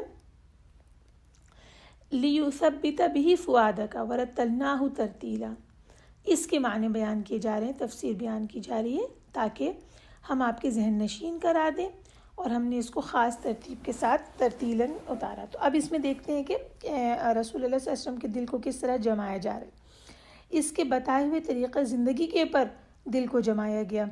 جب بھی کوئی ایسی صورتحال پیدا ہوتی تھی کہ جس وقت کوئی حکم نازل کیا جاتا تھا تو وہ بہترین اس کا مناسب موقع ہوتا تھا، اور اس وقت اس حکم کی حکمت بھی بہترین طریقے سے سمجھ میں آ جاتی تھی اور دل مطمئن ہو جایا کرتا تھا۔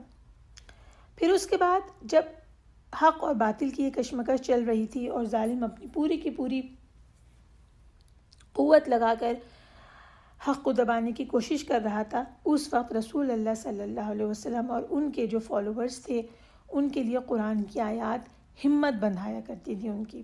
کبھی ان کو ایسا محسوس نہیں ہوا کہ مشکل کے اس موقع پہ ہمیں چھوڑ دیا گیا ہے، بلکہ ان کا رب ان کی طرف متوجہ رہا، ان کا رب ان کے کاموں پہ نظر رکھے رہا، ان کے حالات پہ نظر رکھے رہا، مشکلات میں ان کی رہنمائی رب کرتا رہا، اور ہر ضرورت کے موقع کے اوپر تازہ کلام جو نازل ہوتا رہا۔ یہ چیز حوصلہ بڑھانے والی تھی، عزم مضبوط کرنے والی تھی، اور اس چیز نے صحابہ کرام کے قدم بھی جمائے اور ان کے دلوں کو اور ان کے حوصلوں کو پہاڑ جیسا مضبوط کر دیا۔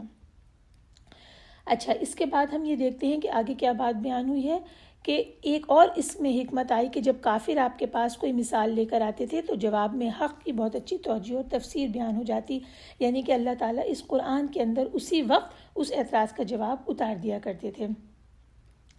اور اس کے بعد بتایا گیا کہ ان کافروں کا حال کیا ہوگا، کہ قیامت کے دن ان کا حال بدترین ہوگا، اور جب یہ جہنم میں پھینکے جائیں گے تو ان کے حال یہ ہوں گے کہ اپنے چہروں کے بل جہنم کی طرف جمع کیے جائیں گے۔ ان کا ٹھکانہ بھی بدترین ہے اور وہ راستے کے اعتبار سے بھی سب سے بہکے ہوئے ہیں۔ اچھا، یہ گمراہ ہوئے، اپنے راستے سے بھٹک گئے، اور ان کا یہ حال ہوا کہ جہنم میں چہروں کے بل انہیں گرایا جا رہا ہے۔ حضرت انس رضی اللہ عنہ سے مروی ہے حدیث کے ایک شخص نے عرض کیا کہ اے اللہ کے رسول، قیامت کے روز کافر کو چہرے کے بل کس طرح چلایا جائے گا؟ رسول اللہ صلی اللہ علیہ وسلم نے فرمایا، ترجمہ، بلا شبہ جس ذات پاک نے اسے پاؤں کے بل چلایا وہ اس بات پہ بھی قادر ہے کہ قیامت کے روز انہیں اسے چہرے کے بل چلائے۔ حدیث کے الفاظ ختم ہوئے۔ ہم اللہ تعالیٰ سے اس بات کی پناہ مانگتے ہیں، رب العالمین سب پہ اپنا رحم کر دینا، آمین۔ اگلے مجموعہ کی طرف چلتے ہیں، 35 سے آگے بڑھتے ہیں۔ بسم اللہ الرحمن الرحیم۔ اور بلا شبہ ہم نے موسیٰ کو کتاب دی اور اس کے ساتھ اس کے بھائی ہارون کو مددگار بنایا۔ پھر ہم نے کہا تم دونوں اس قوم کی طرف جاؤ جنہوں نے ہماری آیات کو جھٹلایا، پھر ہم نے انہیں بالکل ہی ہلاک کر کے رکھ دیا، اور قوم نوح کو بھی جب اس نے رسولوں کی تکذیب کی ہم نے انہیں غرق کر دیا، اور ہم نے انہیں لوگوں کے لیے نشان عبرت بنا دیا، اور ہم نے ظالموں کے لیے دردناک عذاب تیار کر رکھا ہے۔ اور قوم عاد اور سمود اور کنویں والے اور ان کے درمیان دیگر بہت سی قوموں کو بھی ہم نے ہلاک کر دیا، اور ہر ایک کے لیے ہم نے مثالیں بیان کی اور سب کو تباہ و برباد کر کے ملیہ میٹ کر دیا۔ ربنا لا تقتلنا بغضبک ولا تہلکنا بعذابک وعافنا قبل ذلک، آمین۔ ترجمے کی طرف واپس آتے ہیں۔ اور بلا شبہ یہ لوگ اس قوم کی بستی پر سے تو گزرتے ہیں جس پر بدترین بارش برسائی گئی، کیا پھر وہ اسے دیکھتے نہیں رہے، بلکہ وہ دوبارہ جی اٹھنے کی امید نہیں رکھتے تھے، اور اے نبی جب وہ آپ کو دیکھتے ہیں تو آپ کو ہنسی مذاق کا نشانہ بناتے ہیں اور کہتے ہیں کیا یہی ہے وہ جسے اللہ نے رسول بنا کر بھیجا ہے؟ بے شک وہ تو ہمیں ہمارے معبودوں سے بہکانے ہی لگا تھا۔ اگر ہم ان معبودوں کی عقیدت پہ جمے نہ رہتے، اور جلد وہ جان لیں گے جب عذاب دیکھیں گے کہ سب سے زیادہ بے راہ کون ہے۔ کیا آپ نے اسے دیکھا جس نے اپنی خواہش کو معبود بنا لیا ہے؟ کیا پھر آپ اس کے ذمہ دار بنتے ہیں، یا آپ سمجھتے ہیں کہ بے شک ان میں سے اکثر سنتے یا سمجھتے ہیں، یہ تو جانوروں کی طرح ہیں بلکہ ان سے بھی گئے گزرے ہیں۔ آئیے اب اس کی تشریح پہ نگاہ ڈالتے ہیں۔ سب سے پہلے بستیوں کی مثال آئی ہے، ایک کے بعد ایک، قوم لوط، سدوم، اور وہ والی بستیاں جو کہ پتھروں کی بارش سے ہلاک کر دی گئیں، اللہ تعالیٰ نے انہیں الٹ دیا۔ یہ بستیاں شام اور فلسطین کے راستے میں پڑتی تھیں اور ان سے اہل مکہ گزر کے آتے جاتے رہتے تھے۔ یہاں اللہ پاک نے ہمیں بہت اہم بات بتائی ہے کہ یہ لوگ ان جگہوں کو کیا دیکھتے نہیں ہیں؟ حقیقت یہ ہے کہ انہیں مر کر جی اٹھنے کی امید نہیں ہے۔ یعنی ایک آخرت کا منکر شخص جب ان آثار قدیمہ کو اور اس ہسٹری کو دیکھے گا تو اسے کوئی عبرت حاصل نہیں ہوگی، کیونکہ وہ آخرت پر یقین نہیں رکھتا۔ اس کے مقابلے میں ایک مومن صالح کو جب ان پرانی جگہوں کو پر جانے کا موقع ملے جن بستیوں کو اللہ تعالیٰ نے ان کی عمل کی وجہ سے تباہ کر دیا، بغاوت کی وجہ سے تباہ کر دیا، یہ چیزیں دیکھ کر مومن کے ایمان میں اضافہ ہوتا ہے اور جو اللہ تعالیٰ کا منکر ہے اس کو کچھ بھی فرق ان چیزوں کو دیکھ کے نہیں پڑتا۔ اگلی آیات بہت اہم آ رہی ہیں کہ کیا آپ نے ایسے شخص کو دیکھا جو اپنی خواہش نفس کو اپنا معبود بنائے ہوئے ہے۔ آئیے اسے اچھی طرح سمجھ لیتے ہیں۔ خواہش نفس کیا ہے؟ وہ چیز جو کہ دل کو یا نفس کو اچھی لگے، اسی کو اس شخص نے اپنا دین اور اپنا مذہب بنا لیا ہے۔ اس سے کیا مراد ہے؟ خواہش نفس کو خدا بنا لینے سے کیا مراد ہے؟ اس سے مراد یہ ہے کہ اپنے دل کی خواہش کی بندگی کرنے میں لگ جانا، اور یہ بھی ایک شرک ہے۔ جس طرح بت کو پوجنا یا کسی مخلوق کو پوجنا شرک ہے، اسی طرح اپنے دل کی خواہش کو پوجنا بھی شرک ہے۔ ایک حدیث کے ترجمہ بیان کرتی ہوں۔ اس آسمان کے نیچے اللہ تعالیٰ کے سوا جتنے معبود بھی پوجے جا رہے ہیں، ان میں اللہ کے نزدیک بدترین معبود وہ خواہش نفس ہے جس کی پیروی کی جا رہی ہو۔ حدیث کے الفاظ ختم ہوئے۔ آئیے اب سمجھ لیجئے کہ خواہش نفس کا معنی کیا ہے، مطلب کیا ہے۔ اس کو اردو میں اگر ہم دیکھیں تو یہ ہوا جو ہے وہ انسان کی دل کی خواہشات، ڈیزائرز، اور انسان کی جنسی خواہشات، انگلش میں اگر دیکھیں تو اس کا معنی نکل رہا ہے کارنل ڈیزائرز، لسٹ فل اور سیکشول ڈیزائرز، اور اس کا اپوزٹ ہوتا ہے اسپریچول۔ کارنل کا اپوزٹ ہے اسپریچول، یعنی جو خواہش نفس ہے وہ انسان کی مادی جو زندگی ہے، جو اس کا وجود ہے انسان کا، اس سے ریلیٹڈ جتنی ڈیزائرز ہیں، کھانا پینا، اپنے پیٹ کو بھرنا، چاہے وہ حلال ہو یا حرام، اور اس کے بعد اپنے جنسی خواہشات کو پورا کرنا، مزے اڑانا۔ اور پھر یہ جو شخص خواہش نفس کو اپنا خدا بنا لیتا ہے اور خود اس کا بندہ بن جاتا ہے، اس کے بارے میں لکھا ہوا ہے کہ پھر وہ کسی جگہ رکتا نہیں ہے، اسے خواہشات جدھر جدھر لے جائیں گی وہ ان کے ساتھ ساتھ بھٹکتا پھرے گا۔ اس کو پھر سرے سے یہ فکر نہیں رہتی کہ صحیح کیا ہے اور غلط کیا ہے، حق اور کیا ہے اور باطل کیا ہے، کہ وہ ایک کو چھوڑے اور دوسرے کو اختیار کرے، یا اپنے ڈیزائرز کے اوپر کوئی پابندی لگائے کہ اس حد تک میں جاؤں گا، اس حد تک نہیں جاؤں گا۔ نہیں، کیونکہ اس نے انہیں اپنا یعنی معبود بنا لیا، ان ڈیزائرز کو اپنا پوجنے لگا، وہ ورشپ ان کی کرنے لگا ہے۔ اس وجہ سے پھر وہ کسی ضابطہ اخلاق کا پابند بھی نہیں رہتا، کسی مورل ویلیوز بھی اس کے لیے کوئی اہمیت نہیں رکھتی۔ جس چیز کو وہ سمجھے گا کہ یہ مورلی صحیح ہے، جس کو اس کا دل کہے گا، اسے مان لے گا کہ ہاں یہ ٹھیک ہے، اور جو چیز جو ہے پابندی اسے بہت بری لگے گی اسے وہ توڑ کے بھاگ جائے گا۔ یہاں لکھا ہوا ہے کہ ایسے لوگ ہر زمانے میں ہوا کرتے تھے۔ حضرت ابن عباس فرماتے ہیں کہ زمانے جاہلیت میں ایک آدمی ایک عرصے تک سفید پتھر کی عبادت کرتا رہتا تھا۔ جب اسے اس سے اچھا پتھر نظر آ جاتا تو وہ پہلے پتھر کو چھوڑ کر دوسرے پتھر کی پوجا شروع کر دیتا تھا۔ تو اس طرح کے جو عقل اور فہم سے عاری لوگ ہوتے ہیں، جس کو جی چاہتا ہے پوجنے لگتے ہیں، پتھروں کے صنم کو، اپنی خواہشات کو۔ ان کے بارے میں یہ کہا جا رہا ہے کہ اللہ کے رسول سے کہا جا رہا ہے کہ آپ سمجھتے ہیں کہ ان میں سے اکثر سنتے یا سمجھتے ہیں وہ تو جانوروں کی طرح ہیں، بلکہ ان سے بھی زیادہ گمراہ ہیں۔ اور سچ ہے کہ یہ جانوروں سے زیادہ گمراہ ہیں، کیونکہ یہ جو جانور ہیں اللہ تعالیٰ نے جس مقصد کے لیے انہیں پیدا کیا ہے اس مقصد کو تو پہچانتے اور سمجھتے ہیں، اور اس کام کو تو پورا کرتے ہیں جس کے لیے انہیں دنیا میں بھیجا گیا ہے۔ لیکن انسان جسے ایک اللہ کی عبادت کے لیے پیدا کیا گیا تھا، اور رسولوں نے بار بار آ کے اس بات کی یاد دہانی کروائی تھی، اس کے باوجود وہ انسان شرک کا ارتکاب کرتا ہے، جس در پہ چاہتا ہے سر کو جھکاتا ہے، جسے چاہتا ہے اپنا معبود بنانے لگتا ہے۔ جیسے ہم نے پڑھا کہ پتھر کو معبود بنا لیتا تھا ایک شخص، اور جب اچھا سا پتھر مل جاتا تھا تو پچھلے کو چھوڑ کے اس کو بنا لیتا تھا۔ اور اسی طرح خواہش نفس کو اپنا معبود بنانے والا شخص جب جس طرف اس کا دل اسے لے جاتا ہے وہ پوجا کرنی شروع کر دیتا ہے، اس طرف چلنا شروع کر دیتا ہے۔ جہاں پر ماتھا دل چاہتا ہے ٹیک دیتا ہے، جو کچھ بھی اسے پیش کیا جاتا ہے، جیسے ایک کتے کو جو کچھ پیش کیا جائے اس کی رال ٹپکتی رہتی ہے، اسی طرح ایسا شخص ہے کہ جہاں سے جو فائدہ اس کو مل رہا ہوتا ہے اس طرف وہ نکل پڑتا ہے۔ تو اس اعتبار سے یہ تو چوپائے سے زیادہ بدتر، جانور سے زیادہ بدتر اور گمراہ ہے۔ اللہ تعالیٰ سے پناہ میں مانگتے ہیں کہ اللہ تعالیٰ اسی گمراہی سے محفوظ رکھے۔ آیات کا اگلا مجموعہ ذرا طویل ہے، 45 سے آگے چلتے ہیں۔ بسم اللہ الرحمن الرحیم۔ کیا آپ نے اپنے رب کی قدرت کی طرف نہیں دیکھا کہ اس نے سایہ کیسے پھیلایا ہے، اور اگر وہ چاہتا تو اسے ساکن کر دیتا۔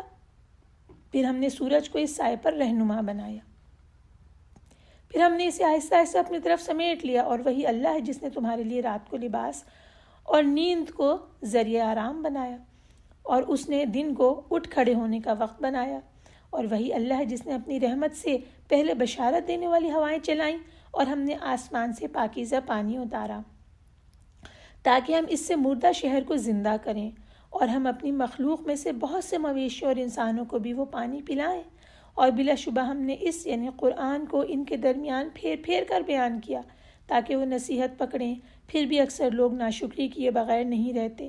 اگر ہم چاہتے تو ہر بستی میں ایک ڈرانے والا بھیجتے، چنانچہ آپ کافروں کی اطاعت نہ کریں اور ان سے بذریعہ قرآن بڑے زور کا جہاد کریں۔ اور وہی اللہ ہے جس نے 2 سمندر ملائے، یہ میٹھا ہے پیاس بجھانے والا، اور یہ کھارا ہے بہت کڑوا، اور اس نے ان دونوں کے درمیان ایک پردہ اور مضبوط آڑ رکھی۔ اور وہی اللہ ہے جس نے پانی سے انسان کو پیدا کیا، پھر اس کے نسبی اور سسرالی رشتے ٹھہرائے، اور آپ کا رب بڑی قدرت والا ہے۔ وہ اللہ کو چھوڑ کر ان کی عبادت کرتے ہیں جو انہیں نہ نفع دے سکتے ہیں اور نہ نقصان پہنچا سکتے ہیں، اور کافر تو اپنے رب کے مقابل شیطان کا مددگار ہے۔ اور اے نبی، ہم نے آپ کو بشارت دینے والا اور ڈرانے والا بنا کر بھیجا ہے۔ کہہ دیجئے میں تم سے اس تبلیغ پر کوئی صلہ نہیں مانگتا، مگر جو یہ چاہے کہ اپنے رب کی طرف راہ پکڑے وہ اسے مان لے، اور آپ اس ہمیشہ زندہ اللہ پر توکل کیجئے جسے موت نہیں آتی، اور اس کی حمد کے ساتھ تسبیح کیجئے، وہ اپنے بندوں کے گناہوں سے باخبر رہنے کو کافی ہے۔ ابھی آیت نمبر 58 تک کا ترجمہ ہم نے پیش کیا۔ سبحان اللہ والحمد للہ ولا الہ الا اللہ واللہ اکبر۔ ہم اپنے رب کی تسبیح اور تحمید بیان کرتے ہیں، اور اس کے بعد ہم تشریح کی طرف آتے ہیں۔ آئیے اس مجموعے کی تفسیر کی طرف چلتے ہیں۔ سب سے پہلے اللہ تعالیٰ نے اپنے نشانیاں بیان کی، جو سایہ، جو سورج اس نے بنایا، رات اور دن جو اس نے بنائے، ہواؤں کو اٹھایا اور بارش برسائی، اس بارش سے کیا کیا فائدے حاصل ہوئے، یہ تمام کی تمام نعمتیں یاد دلائیں، اور پھر شکر کرنے کا حکم آیا۔ اس کے بعد ایک اور نعمت آئی جو مرج البحرین ہے۔ اس مقام پر سورہ فرقان میں جو ہم پڑھ رہے ہیں اس کے ترجمہ یہ ہے، اور وہی اللہ ہے جس نے 2 دریاؤں کو ملا دیا، یہ شیرین ہے پیاس بجھانے والا، اور یہ کھارا ہے بہت کڑوا، اور اس نے ان دونوں کے درمیان ایک آڑ اور مضبوط اوٹ بنا دی۔ اس کے بعد سورہ رحمان میں پڑھتے ہیں آیت نمبر 19 سے 21 تک۔ اس کا ترجمہ ہے، اس نے 2 دریا رواں کیے جو آپس میں ملتے ہیں، ان دونوں میں ایک آڑ ہے، وہ دونوں اسے تجاوز نہیں کر سکتے، پھر تم دونوں اپنے پروردگار کی کون کون سی نعمتوں کو جھٹلاؤ گے۔ اس کے بعد سورہ نمل آیت نمبر 61 کا ترجمہ پیش کرتے ہیں۔ کیا یہ بت بہتر ہیں یا وہ اللہ جس نے زمین کو قرارگاہ بنایا اور اس کے بیچ میں نہریں بنائیں، اور اس کے لیے اس نے پہاڑ بنائے اور 2 دریاؤں کے بیچ میں اوٹ بنائی؟ کیا اللہ کے ساتھ کوئی اور معبود ہے؟ ہرگز نہیں، بلکہ ان میں اکثر دانش نہیں رکھتے۔ آیت کا ترجمہ ختم ہوا۔ تو یہاں ہم نے 3 آیات، 3 مقامات آپ کو بتائے جہاں پہ یہ بتا دیا گیا کہ اللہ تعالیٰ نے 2 بحر بنائے اور اس میں بیچ میں آڑ رکھ دی۔ تفسیر ابن کثیر میں اس کے بارے میں یہ لکھا ہوا ہے کہ شیرین یعنی کہ میٹھے پانی کو فراتن کہتے ہیں۔ فراتن کے معنی ہے کاٹ دینا، توڑ دینا۔ میٹھا پانی پیاس کو توڑ دیتا ہے، ختم کر دیتا ہے، اس لیے اس کو فراتن کہا گیا۔ ملحن اجاجن، ملح سالٹ کو کہتے ہیں، اور اجاجن سخت، کھاری یا کڑوا۔ تو ایک پانی شیریں ہے اور ایک یعنی میٹھا پانی ہے، اور دوسرا پانی نمکین ہے، سخت کڑوا۔ آئیے دیکھتے ہیں کہ یہ حجرم محجورہ کیا ہے۔ حجرم محجورہ وہ آڑ ہے جو ان دونوں پانیوں کو ملنے نہیں دیتی۔ لکھ رہے ہیں کہ میٹھا پانی تو وہ ہے جو نہروں، چشموں اور کنووں کی شکل میں آبادیوں کے درمیان پایا جاتا ہے، جس کو انسان اپنی ضروریات کے لیے استعمال کرتا ہے، اور کھاری پانی وہ ہے، کھارا کا مطلب ہوتا ہے سالٹی، تو سالٹی پانی وہ ہے جو مشرق و مغرب میں پھیلے ہوئے بڑے بڑے سمندر میں موجود ہے، جس کو کہ زمین کا 3/4 3/4 حصہ جو ہے وہ اس نے زمین کا گھیرا ہوا ہے۔ میٹھے پانی کے جو ذخائر اللہ تعالیٰ نے پیدا کیے ہیں ان کی اپنی افادیت ہے کہ انسان کے پینے کے لیے اور جانوروں کے پینے کے لیے یہ پانی استعمال ہوتا ہے، لیکن سمندر کے کھاری پانی کی میں بھی اللہ تعالیٰ کی بڑی حکمت ہے۔ اگر جو میٹھا پانی ہے وہ زیادہ دیر تک کہیں ٹھہرا رہے تو وہ خراب ہو جاتا ہے، اس کے ذائقے، رنگ اور بو میں تبدیلی آ جاتی ہے، لیکن جو سمندروں کا پانی ہے یہ خراب نہیں ہوتا، نہ اس کا ذائقہ بدلتا ہے نہ رنگ و بو بدلتا ہے۔ اگر ان ساکن سمندروں کا پانی بھی میٹھا ہوتا، پینے کے قابل ہوتا، تو اس میں اس قدر بدبو پیدا ہو جاتی جس سے انسانوں اور حیوانوں کا زمین میں رہنا مشکل ہو جاتا۔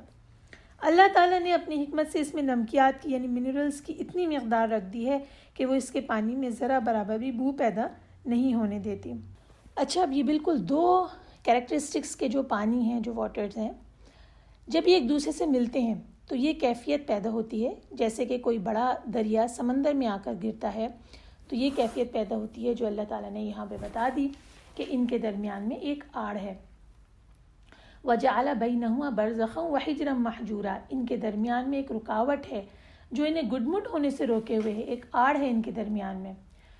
آئیے ہم دیکھتے ہیں کہ اللہ تعالیٰ نے یہ آڑ ان ٹھنڈے، اس میٹھے اور کڑوے پانی کے درمیان بھی رکھی ہے، لیکن اب سائنٹیفکلی یہ بات پتہ چل گئی کہ دو کھارے پانیوں کے بیچ میں بھی آڑ موجود ہوتی ہے۔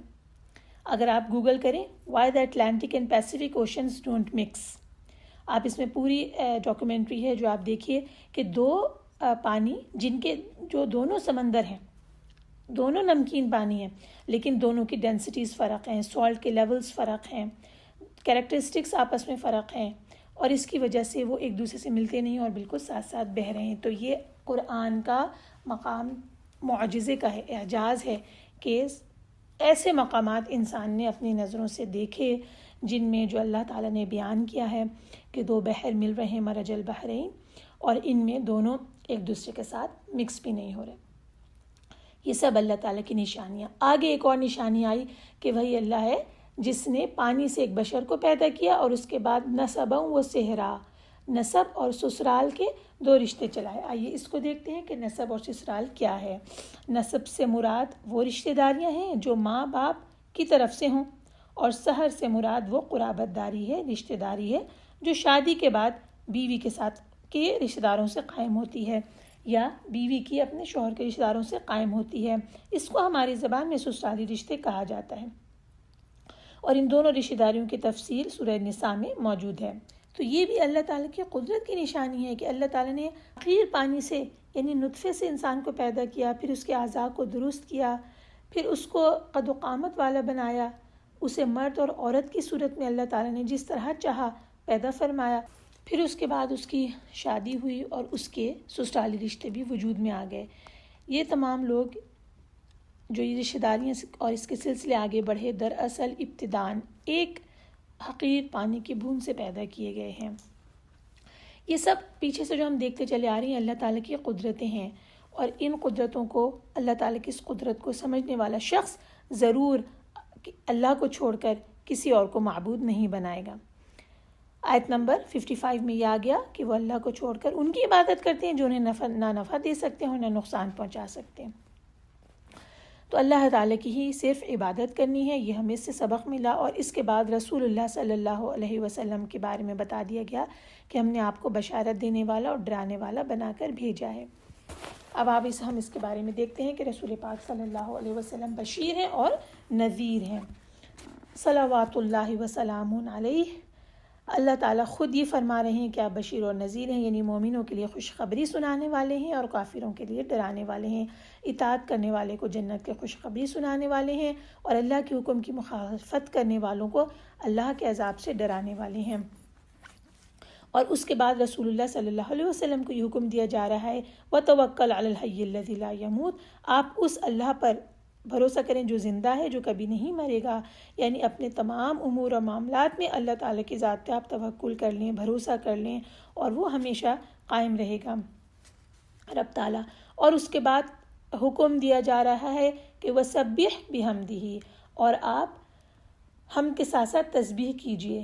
رسول پاک صلی اللہ علیہ وسلم تسبیح اور حمد کے یہ کلمات ادا کیا کرتے تھے، سبحانک اللہم ربنا وبحمدک، اور ہمیں بھی انہی الفاظ کے ساتھ اپنے رب کی تسبیح اور حمد بیان کرنی چاہیے۔ اور اس کے بعد بتا دیا گیا کہ وہ اپنے بندوں کے گناہوں سے خبر رکھنے کو کافی ہے، یعنی اللہ تعالیٰ اپنے مکمل علم کی وجہ سے اسے کوئی چیز بھی مخفی نہیں ہے، لہٰذا اسے اپنے بندوں کی عبادت کے بارے میں پورا علم ہے۔ ان آیات سے ہمیں کیا پتہ چلا کہ اللہ تعالیٰ کی جو قدرت ہے اس پہ بار بار غور فکر کرنی چاہیے، اسی کی عبادت کرنی چاہیے، اس کی تسبیح اور تحمید کرنی چاہیے، اور اسی سے کے اوپر مکمل بھروسہ اور توکل کرنا چاہیے۔ اگلی آیات کی طرف چلتے ہیں جن میں عباد الرحمن کے اوصاف آئیں گے۔ آیت نمبر 59 سے آگے چلتے ہیں۔ وہ ذات جس نے پیدا کیا آسمانوں اور زمین کو اور جو کچھ ان دونوں کے درمیان ہے 6 دنوں میں، پھر وہ عرش پر مستوی ہوا، وہی رحمان ہے، لہٰذا کسی باخبر سے اس کی شان پوچھ لیں۔ اور جب ان سے کہا جائے رحمان کو سجدہ کرو تو وہ کہتے ہیں کیا ہے رحمان، کہ ہم اسے سجدہ کریں جس کا تو ہمیں حکم دیتا ہے؟ اور اس تبلیغ نے ان کو نفرت میں زیادہ کر دیا۔ وہ ذات بڑی بابرکت ہے جس نے آسمان میں برج بنائے اور اس میں چراغ اور روشن چاند بنایا، اور وہی اللہ ہے جس نے ایک دوسرے کے پیچھے آنے والے رات اور دن بنائے، اس شخص کے لیے جو نصیحت پکڑنا چاہے یا شکر کرنا چاہے۔ آئیے یہاں جو آیت سجدہ آئی ہے اس کی تشریح پہ نگاہ ڈالتے ہیں۔ آیت سجدہ میں یہ آ رہا ہے کہ کفار کیا کہا کرتے تھے۔ جب ان کفار سے کہا جاتا کہ رحمان کو سجدہ کرو، یہ کہتے کہ رحمان کیا ہے، یعنی ہم رحمان کو نہیں مانتے، اور پھر کہتے تھے کیا جس کے لیے آپ ہمیں حکم دیں ہم اس کو سجدہ کر لیں، یعنی ان کے کہنے کا مطلب یہ تھا کہ جسے تم کہو ہم اسے سجدہ کرنے لگ جائیں۔ اس بات سے جب انہیں یہ کہا جائے کہ سجدہ کرو تو یہ بات ان کے نفرت میں اور زیادہ اضافہ کر دیتی ہے۔ تو یہاں ہمیں یہ پتہ چلا کہ اس کے مقابلے میں مومن کا طرز عمل کیا ہونا چاہیے کہ اللہ تعالیٰ کی عبادت میں سجدہ کرے اور اس اللہ کو سجدہ کرے جو رحمان ہے اور رحیم ہے۔ اور علماء کرام کا اتفاق ہے کہ سورہ فرقان کا یہ سجدہ بھی واجب ہے اور اس جگہ پہنچ کر مومنین کو سجدہ کرنا چاہیے۔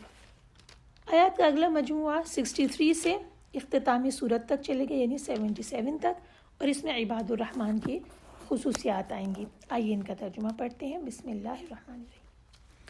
اور رحمان کے بندے وہ ہیں جو زمین پر آہستگی سے چلتے ہیں، اور جب جاہل لوگ ان سے بات کریں تو کہتے ہیں سلام ہے۔ اور وہ جو اپنے رب کے حضور سجدے اور قیام میں رات گزارتے ہیں، اور وہ جو کہتے ہیں اے ہمارے رب ہم سے جہنم کا عذاب پھیر دے، بلا شبہ اس کا عذاب دائمی چمٹنے والا ہے، بے شک وہ جہنم ٹھہرنے اور قیام کرنے کی بری جگہ ہے۔ اور وہ لوگ کہ جب وہ خرچ کرتے ہیں تو نہ اسراف کرتے ہیں اور نہ تنگی، اور ان کا خرچ اس کے درمیان معتدل ہوتا ہے۔ اور وہ جو اللہ کے ساتھ کسی اور معبود کو نہیں پکارتے، اور وہ کسی نفس کو بھی جسے مارنا اللہ نے حرام ٹھہرایا ہے ناحق قتل نہیں کرتے، اور وہ زنا نہیں کرتے، اور جو کوئی یہ کام کرے گا وہ گناہ کی سزا پائے گا، یوم قیامت اس کا عذاب دگنا کر دیا جائے گا، اور وہ اس میں ہمیشہ ذلیل و خوار رہے گا۔ مگر جس نے توبہ کی اور وہ ایمان لایا اور نیک عمل کیا تو انہی لوگوں کی برائیوں کو اللہ اچھائیوں سے بدل دے گا، اور اللہ غفور و رحیم ہے۔ اور جو توبہ کرے اور نیک کام کرے تو بلا شبہ وہ اللہ سے توبہ کرتا ہے جیسے توبہ کرنے کا حق ہے، اور وہ جھوٹی شہادت نہیں دیتے، اور جب کسی لغو اور بیہودہ کام سے ان کا گزر ہو تو وہ عزت و وقار سے گزر جاتے ہیں، اور وہ کہ جب انہیں ان کے رب کی آیات کے ذریعے سے نصیحت کی جاتی ہے تو وہ ان پر بہرے اور اندھے ہو کر نہیں گر پڑتے، اور وہ جو کہتے ہیں اے ہمارے رب ہمیں ہماری بیویوں اور اولاد کی طرف سے آنکھوں کی ٹھنڈک عطا کر اور ہمیں متقین کا امام بنا، انہی لوگوں کو ان کے صبر کے بدلے جنت کے بالا خانے جزا میں ملیں گے، اور وہاں دعا اور سلام کے ساتھ ان کا استقبال ہوگا، وہ ہمیشہ وہاں رہیں گے، وہ بہشت بہت اچھا مستقر اور مقام ہوگا۔ کہہ دیجیے اگر تمہاری دعا اور التجا نہ ہوتی تو میرا رب تمہاری پرواہ نہ کرتا، تم حق کو جھٹلا چکے ہو لہٰذا تمہیں اس کی سزا جلد چمٹے گی۔ صدق اللہ العظیم۔ آئیے اب تشریح کی طرف چلتے ہیں۔ ان آیات کو شروع کرنے سے پہلے تفہیم القرآن میں سے اس کا بیان پڑھ رہی ہوں کہ ابھی آیات سجدہ گزری جس میں کہ اللہ کے بندوں نے سجدہ کیا۔ عباد الرحمن تو سبھی ہیں، سبھی اللہ کے پیدا کیے ہیں، اللہ کے بندے، لیکن اب یہاں صفات کن کی آ رہی ہیں؟ جو اللہ کے محبوب اور پسندیدہ بندے ہیں، جو شعوری طور پر بندگی کو اختیار کرتے ہیں، جو اللہ تعالیٰ کے آگے اپنی پوری ول کے ساتھ سجدہ کرتے ہیں، پھر یہ صفات اپنے اندر پیدا کرنے کی کوشش کرتے ہیں۔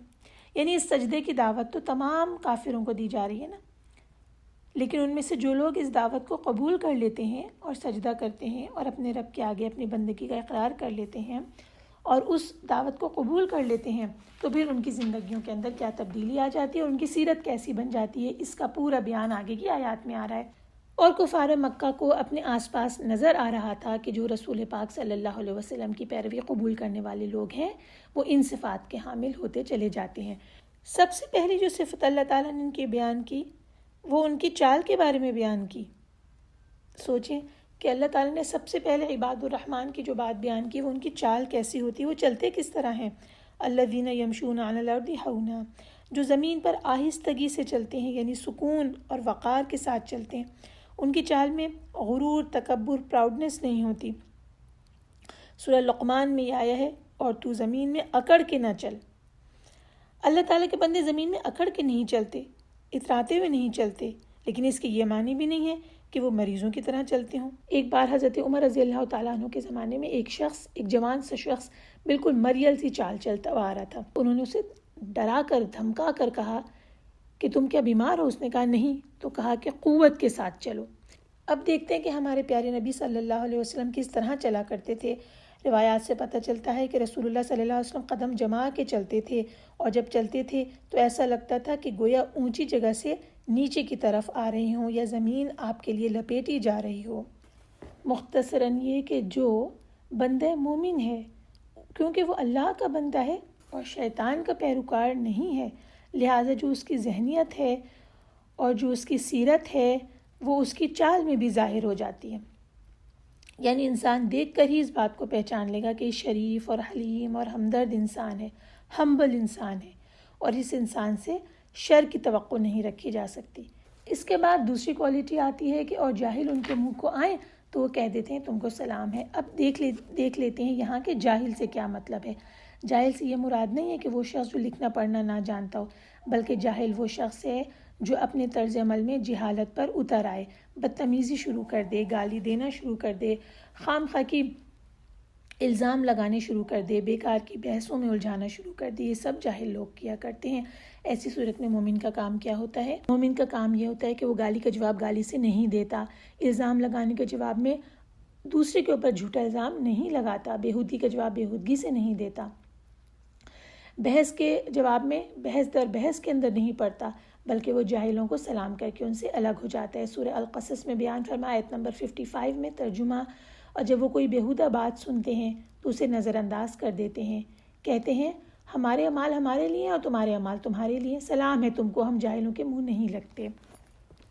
تو یہاں یہ بات بتائی گئی کہ جو مومنین ہیں، اللہ کے بندے ہیں، عباد الرحمن ہیں، وہ ایسے موقعوں کے اوپر اگنور کر دیتے ہیں، آراز کرتے ہیں اور بے فائدہ بحث میں نہیں لگتے اور برائی کا جواب برائی سے نہیں دیتے۔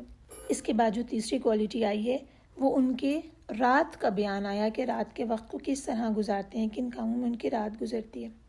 وہ جو اپنے رب کے حضور سجدے اور قیام میں رات گزارتے ہیں اور وہ جو کہتے ہیں اے ہمارے رب ہم سے جہنم کا عذاب پھیر دے، بلا شبہ اس کا عذاب دائمی چمٹنے والا ہے، بے شک وہ جہنم ٹھہرنے اور قیام کرنے کی بری جگہ ہے۔